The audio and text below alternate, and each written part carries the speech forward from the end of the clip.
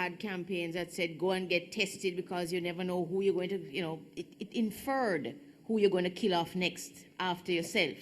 We've moved away from that to understanding that you do not die from HIV. You're far more likely, if you take care of yourself, to die from something else.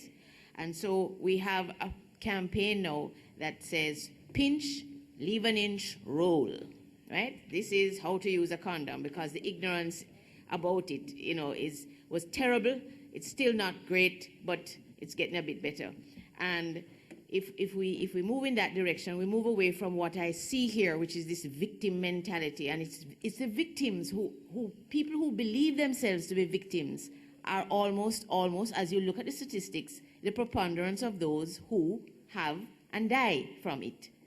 Anyway, so as we move along, we're trying to get into the schools, but the schools and the religion is giving us hell. We cannot be educating 13-year-olds to use condoms because this is going to drive them into sexual practices.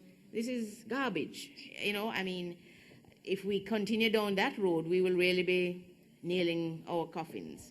Then we have, why are we still fighting with the churches over this? The church is quietly doing its own bit, yes, but we have one very vocal, now we find out, homosexual Catholic priest who went out there with the anti-stigma campaign, and so we're moving across the board now. But to see everybody here, regardless of a religion and what they did, it's new to us. We just...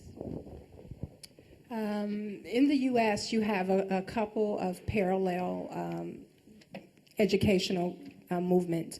You have the independent AIDS organizations that do their work within their own local communities. And many of them are also still funded by the government, so they have private and resources, but primarily government resources. So we depend a lot on the government to fund even independent organizations. We've seen a rise in ministries. I remember